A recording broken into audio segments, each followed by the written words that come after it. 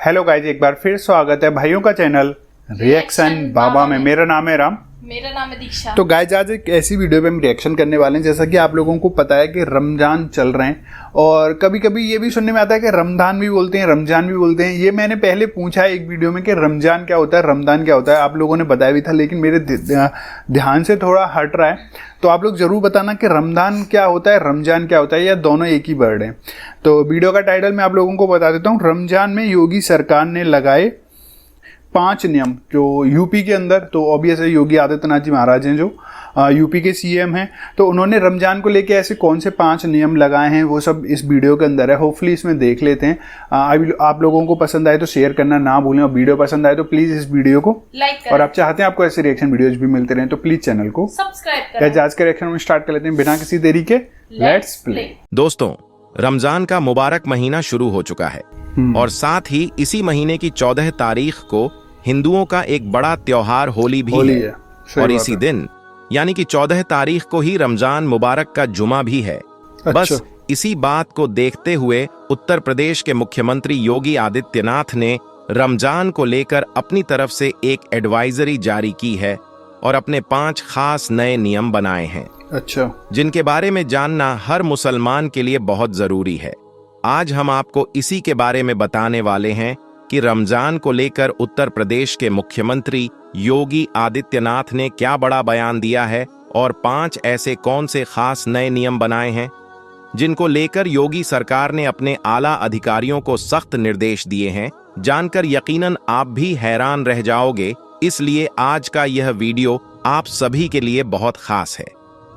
आप इस वीडियो को आखिर तक जरूर देखें और आप सबसे यह गुजारिश है कि आप इस वीडियो को लाइक करें या ना करें, मगर मेहरबानी करके इसे शेयर जरूर कर दें ताकि और भी मुसलमानों के पास में यह वीडियो पहुंच जाए। तो चलिए दोस्तों शुरू करते हैं। दोस्तों, जैसा कि आप सभी को मालूम होगा कि उत्तर प्रदेश के मुख्यमंत्री योगी आदित्यनाथ को मुसलमानों के खिलाफ अजीबोगरीब बयान देने के लिए खास जाना जाता है। जब से उत्तर प्रदेश में योगी सरकार बनी है तब से लेकर अब तक जितने भी मुसलमानों के त्योहार आई हैं, हर बार यही संशय बना रहता है। इस बार पता नहीं योगी सरकार की क्या एडवाइजरी जारी होगी। इस बार इस त्योहार को मनाने की हमें इजाजत मिलेगी या नहीं मिलेगी, हर बार यही संशय बना रहता है। योगी सरकार ने पहले मुहर्रम, फिर बकरा ईद, फिर ईद और अब रमजान को लेकर अपनी एडवाइजरी जारी की है और अपने 5 खास नए नियम बनाए हैं और अपने आला अधिकारियों से कहा है कि वो रमजान के महीने में इन 5 नियमों का सख्ती के साथ में पालन करवाएं और अगर कोई इनकी पालना नहीं करता है तो उन पर कड़ी से कड़ी कार्रवाई की जाए। नंबर 1, भीड़ इकट्ठा ना होने पाए। दोस्तों, योगी सरकार ने अपने आला अधिकारियों को पहला सख्त निर्देश तो यह दिया है कि इस बार रमजान के महीने में कोई भी सड़कों पर भीड़ इकट्ठा ना करने पाए, यानी कि एक जगह पर भीड़ इकट्ठा करके ना खड़े होने पाए।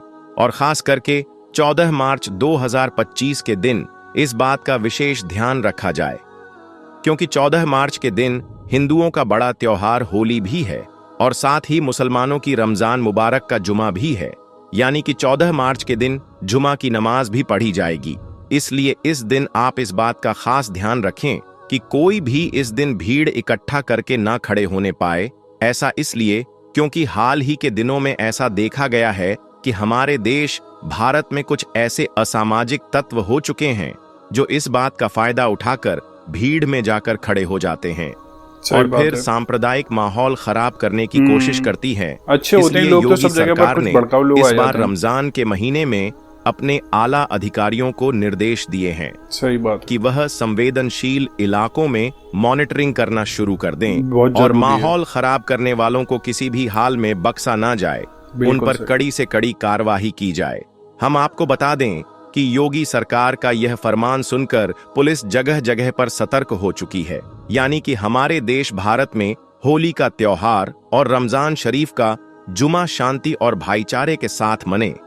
इसलिए पुलिस अब से ही अलर्ट हो चुकी है और संवेदनशील और अति संवेदनशील इलाकों में मॉनिटरिंग करनी भी शुरू कर दी है, क्योंकि इसके लिए योगी सरकार ने अपने आला अधिकारियों को सख्त निर्देश दिए हैं और कहा है कि वह इस बार रमजान के महीने में इस बात का सख्ती के साथ पालन करवाने की कोशिश करें।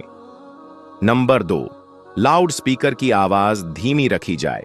दोस्तों, जैसा कि आप सभी को मालूम है, रमजान का महीना शुरू हो चुका है और इस महीने में सुबह सहरी के वक्त बार बार मस्जिदों से आवाज लगाई जाती है, फिर अजान होती है और फिर नमाज होती है। इसी तरह से फिर शाम को इफ्तारी के वक्त सायरन बजता है और मस्जिदों से रोजा खोलने की आवाज लगाई जाती है।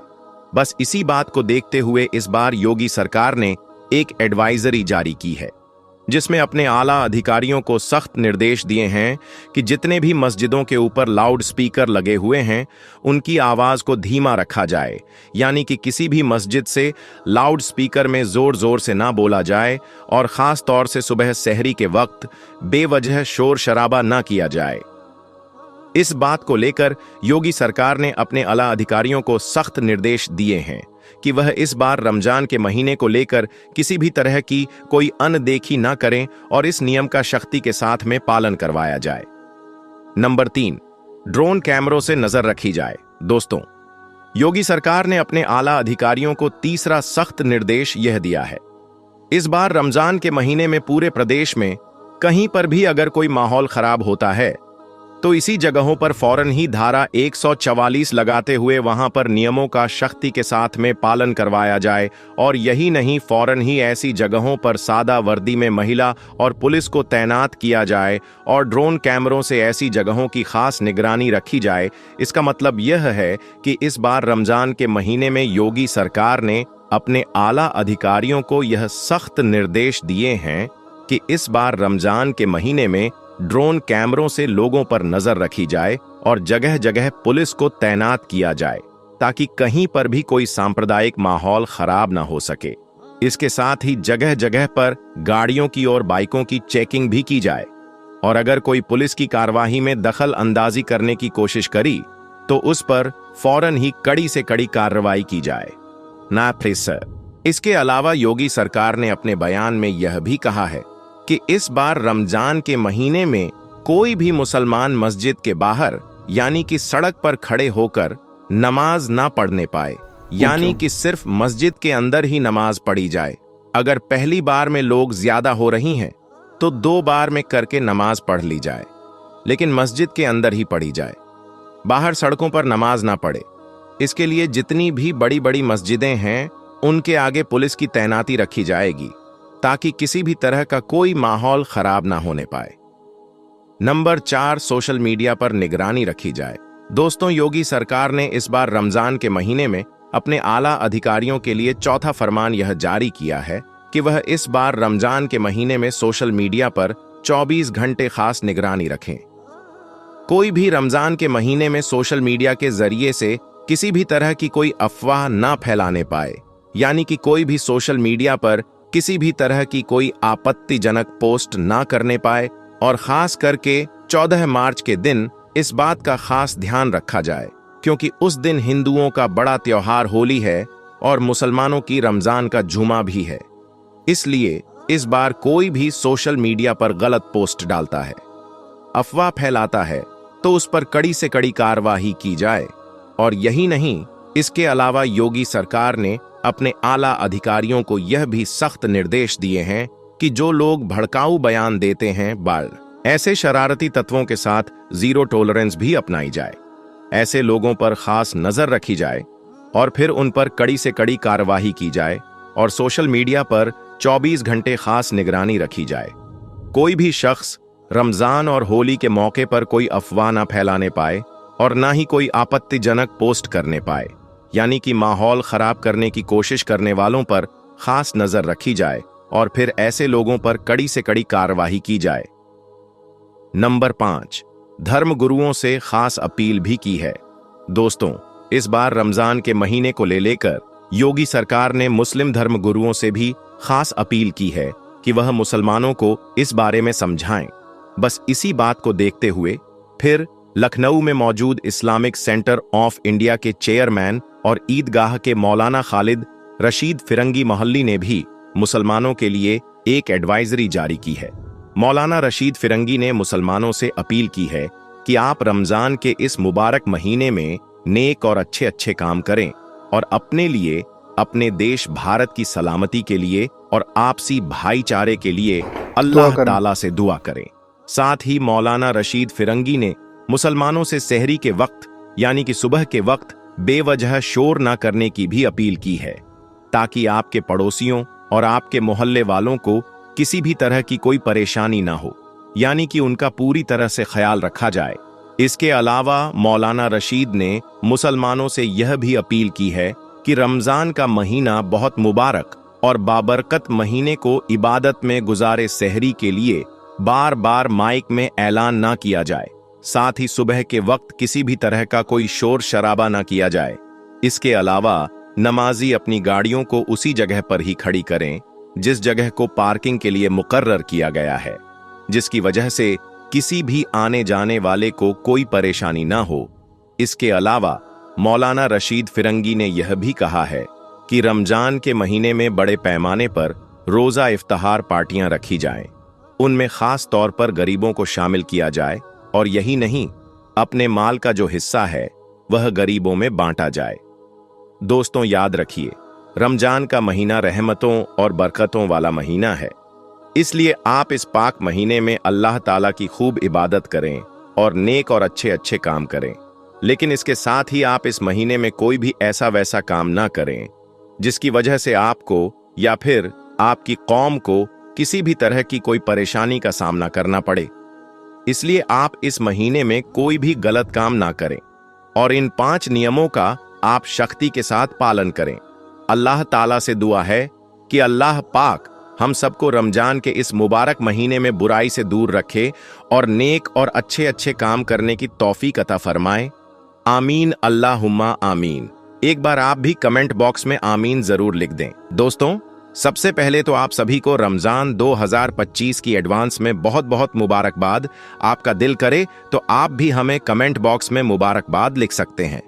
आज हम आपको औरतों के 3 ऐसे काम बताने वाले हैं जिनके बारे में अल्लाह के प्यारे नबी हजरत मोहम्मद सल्लल्लाहु अलैहि वसल्लम ने फरमाया है कि रमजान से पहले पहले औरतें इन 3 काम को करना बंद कर दें, वरना रमजान के मुबारक महीने में उनका कोई भी रोजा, उनकी कोई भी इबादत अल्लाह की बारगाह में कबूल नहीं होगी।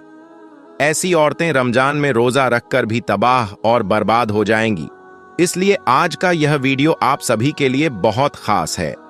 आप इसको आखिर तक जरूर देखें और आप सबसे यह गुजारिश है कि आप इस वीडियो को लाइक करें या ना करें, मगर मेहरबानी करके इसे शेयर जरूर कर दें ताकि रमजान से पहले पहले यह वीडियो ज्यादा से ज्यादा इस्लामिक माँ बहनों के पास में पहुंच जाए। तो चलिए दोस्तों, शुरू करते हैं। दोस्तों, रमजान के महीने का हर मुसलमान बड़ी बेसब्री से इंतजार करता है, क्योंकि इस महीने में नेकियों का भाव बढ़ जाता है। एक नेकी के बदले में 70 नेकियां मिलती हैं। यही वजह है कि रमजान के मुबारक महीने में हर मुसलमान बुराइयों से दूर हो जाता है और अल्लाह पाक की इबादत में लग जाता है। मगर क्या आप जानते हो कि इस दुनिया में 3 बदनसीब औरतें ऐसी भी हैं जिनके बारे में अल्लाह के प्यारे नबी ने फरमाया है कि अगर औरतें रमजान से पहले पहले इन 3 काम को करना बंद नहीं किया तो ऐसी औरतों की कोई भी इबादत, कोई भी रोजा अल्लाह की बारगाह में कबूल नहीं होगा, बल्कि ऐसी औरतें रमजान में रोजा रखकर भी तबाह और बर्बाद हो जाएंगी। नंबर 1, हया और पाकीज़ा। दोस्तों, प्यारे नबी ने फरमाया है कि रमजान के आने से पहले पहले हर औरत पर यह लाजिम है कि वह बेहयाई को छोड़ दे और अपने किरदार के अंदर हया और पाकीज़ा को शामिल कर लें। याद रखें, रमजान सिर्फ खाने पीने से रुकने का नाम ही नहीं है, भूखा प्यासा रहने का ही नाम नहीं है, बल्कि दिल, नजर और जुबान की पाकीज़गी भी है। अगर कोई औरत रमजान के मुबारक महीने में भी पर्दे से गाफिल रहती है, अपनी जबान को बेहुदा बातों से नहीं रोकती है, अपनी नजरें झुकाने के बजाय दूसरों को देखने में मसरूफ रहती है, तो समझ लो कि शैतान ने ऐसी औरत के दिल में वसवसे डाल दिया है। अल्लाह ताला ने खुद इरशाद फरमाया है कि बेशक जो लोग पाकीज़गी इख्तियार करते हैं उनसे बहुत ज्यादा मोहब्बत करता है। इसका मतलब यह है कि अगर कोई औरत रमजान के मुबारक महीने में भी अपनी हया को महफूज नहीं रखती है, अपनी गैरत को महफूज नहीं रखती है, तो ऐसी औरत की कोई भी इबादत, रमजान में कबूल नहीं होगी, बल्कि ऐसी औरत रमजान में रोजा रखकर भी तबाह और बर्बाद हो जाएगी। अल्लाह के प्यारे नबी ने इरशाद फरमाया है कि हया ईमान का हिस्सा है, और अगर औरत की हया खत्म हो गई तो फिर उसका ईमान भी खतरे में पड़ सकता है। याद रखें, हया वो रोशनी है जो औरत के किरदार को चमका देती है, और बेहयाई वो अंधेरा है जो उसके नसीब को बर्बाद कर देती है। क्योंकि औरत की सबसे बड़ी इज्जत ही उसकी पाक दामनी है, और एक मर्द की सबसे बड़ी जिम्मेदारी है अपनी बीवी की हिफाजत करना। दोस्तों, इस वक्त आप इंस्टाग्राम खोलकर देखें, आप खुद समझ जाओगे कि आज कितनी मुसलमान बहनें इस दलदल में फंसी हुई है और अपनी आखिरत को बर्बाद कर रही है। एक जमाने की बात है, एक औरत अपनी हया और पाकीज़गी से बहुत ज्यादा मशहूर थी, मगर उसका इम्तिहान अभी बाकी था। उसका शौहर एक ताजिर था जो हर वक्त सफर में रहता था। वह औरत अकेली अपने रब के साए में अपनी जिंदगी गुजार रही थी। वह जब भी बाजार से गुजरती तो लोग उसकी इज्जत की कस्में खाया करते थे। इस कदर वह नेक दिल औरत थी, क्योंकि उसे पता था कि एक औरत की इज्जत उसकी चादर में नहीं बल्कि उसकी नीयत में होती है। अगर नीयत पाक साफ हो तो फिर दुनिया का कोई भी तूफान उसे गिरा नहीं सकता है। लेकिन याद रखें, आजमाइश हमेशा पाकीज़ा दिलों पर ही आती है। एक दिन एक जालिम हाकिम की नजर इस औरत पर पड़ गई। वह इसके हुस्न से नहीं बल्कि इसकी हया से मुतासिर हुआ, इसलिए वह इसे देखते ही इस पर फिदा हो गया, क्योंकि वह जानता था कि जो चीज दुनिया में कामयाब है वह चीज सबसे ज्यादा कीमती है। इसके बाद उस जालिम हाकिम ने हर तरह से उस औरत को खरीदने की कोशिश की, दौलत, ताकत, वादे और यहां तक कि धमकियां भी दी, मगर वह औरत तो एक चट्टान की तरह मजबूत रही। वह जानती थी कि जो औरत दुनिया के खौफ से झुक जाए वह अल्लाह के यहां पर बुलंद नहीं हो सकती है, और जो औरत अल्लाह के खौफ में जीना सीख लेती है तो फिर यह दुनिया उसके कदमों में गिरने पर मजबूर हो जाती है। इसलिए फिर जब यह औरत उस जालिम हाकिम के झांसे में नहीं आई तो उस जालिम हाकिम ने उस औरत को कैद करने का हुक्म दे दिया, मगर यह औरत फिर भी टस से मस नहीं हुई और बार बार इनकार करती रही। इस तरह से फिर यह औरत उस जालिम हाकिम के कैद खाने में कैद हो गई। फिर ऐसे ही करते करते दिन गुजरता रहा, लेकिन इसने कभी भी अपनी इज्जत पर कोई आंच आने नहीं दी। लेकिन अब कैद में रहने की वजह से उस औरत का जिस्म बहुत कमजोर हो गया था। उसका चेहरा मुरझा गया था, लेकिन उसकी रूह चमक रही थी। उसका चेहरा स्याह हो गया था, मगर उसकी रूह 14वीं के चांद की तरह चमक रही थी। आखिरकार फिर इस औरत के सब्र ने उस जालिम हाकिम को टूटने पर मजबूर कर दिया और उसने इसे कैद से रिहा कर दिया।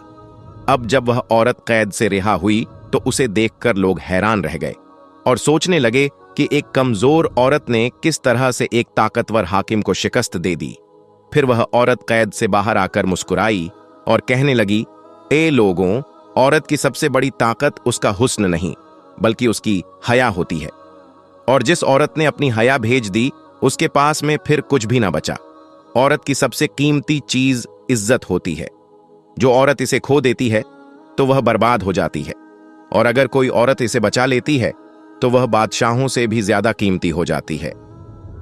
नंबर 2, जुबान की हिफाजत।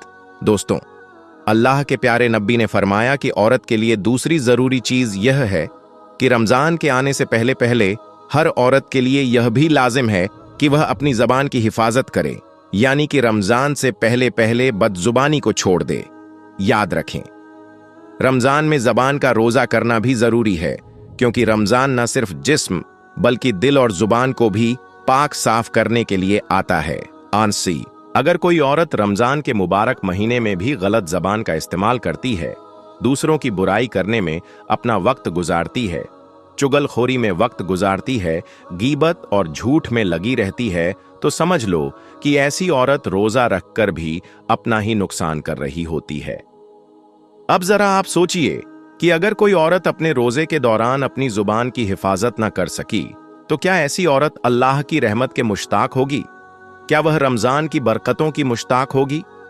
हरगिज नहीं, क्योंकि जो औरत रमजान के मुबारक महीने में भी अपनी जुबान की हिफाजत ना कर सकी, उसकी जुबान से लगातार वो अल्फाज निकलते रहे जो दूसरों को तकलीफ दे रही थी, जो रिश्तों में दरार डाल रही थी, तो क्या ऐसी औरत कामयाब हो सकती है? हरगिज नहीं, ऐसी औरत बिल्कुल भी कामयाब नहीं हो सकती है। अल्लाह के प्यारे नबी ने इरशाद फरमाया है कि जिसने रमजान के महीने में झूठ और गलत काम करना ना छोड़े तो उसको भूखा प्यासा रहने की कोई जरूरत नहीं है। याद रखें, इंसान का सबसे बड़ा दुश्मन उसकी अपनी जबान ही है। जो कोई अपनी जबान को काबू में नहीं रख सकती है, वह अपनी इज्जत और नेकी को बर्बाद कर देती है। और जो औरत अपनी जुबान के वार से दूसरों के दिल को जख्मी करती है, तो ऐसी औरत खुद भी कभी खुश नहीं रह सकती है। बनी इज़राइल में एक औरत थी जिसकी जुबान बहुत तेज और बेकाबू थी। हर वक्त वो अपनी जुबान को तेज छुरी की तरह चलाया करती थी। वो अपनी बातों में दूसरों की इज्जत का ख्याल नहीं रखती थी। हर बात पर वो तंज करती थी। वो अपनी जबान से जख्म देने को अपनी इज्जत समझती थी। वहीं पर दूसरी ओर उसका शौहर एक नेक दिल इंसान था। वह हमेशा सब्र से उसकी सख्त बातों को भी बर्दाश्त कर रहा था। हालांकि उसने कई बार अपनी इस बीवी को समझाया भी कि बेगम जुबान का जख्म तलवार के जख्म से भी ज्यादा गहरा होता है, क्योंकि तलवार का जख्म तो भर जाता है लेकिन जुबान की दिए हुए जख्म कभी नहीं भरती है। मगर इसकी बीवी को कभी भी अपनी गलती का एहसास नहीं होता था। वो तो समझती थी कि अल्फाज बस ज़बां में उठ जाती है, इनका कोई हिसाब नहीं होता है। तो गाइज ये थे 5 नियम योगी जी के, जो कि यूपी के अंदर लागू करे गए। जैसा कि आपने सुन ही लिया, पहला तो सड़कों पे भीड़ ना हो, और जो लाउड स्पीकर हैं उनकी ज़्यादा तेज़ आवाज़ ना हो। हाँ, उनको चला सकते हैं पर ज़्यादा तेज़ आवाज़ में ना चलाएं। हाँ, भीड़ इकट्ठी ना करें। तो उनसे ही एग्री करके, जो कि एक तरीके के चीफ बोल सकते हैं मुस्लिम कम्युनिटी के बड़े स्कॉलर मौलाना रशीद हैं, जो कि लखनऊ में रहते हैं, उन्होंने भी सेम यही चीज़ बोला है कि अपने घर में रह के या मस्जिद में रह के नमाज़ पढ़ें, देश के लिए, भारत के लिए और सुख शांति और भाईचारे के लिए करें। ये मुझे बहुत प्यारी चीज़ लगी। जैसा कि मैं हमेशा अपनी रिएक्शन वीडियोज़ में अपने चैनल पर बोलता हूँ कि मेरे लिए हिंदू मुस्लिम दोनों मेरे भाई के समान ही हैं, और हमेशा से ही ऐसी वीडियोज़ ही मैंने बनाई हैं। कभी भी ऐसी वीडियोज़ नहीं बनाई जिससे कोई भड़काऊ चीज़ें निकल के आएँ। तो योगी जी के 5 नियम थे। आप अपने विचार इनसे रिलेटेड, आप जो भी आपके विचार हैं आप लोग कमेंट में कर सकते हैं। वीडियो अच्छी लगे तो प्लीज़ इस वीडियो को लाइक करें, और आप चाहते हैं आपको ऐसे रिएक्शन वीडियोज़ भी मिलते रहें तो प्लीज़ चैनल को सब्सक्राइब। गाइस, आज के रिएक्शन में बस इतना ही। मिलेंगे नेक्स्ट किसी रिएक्शन में। तब तक के लिए thank you so much for watching. Bye bye guys, you guys take care guys.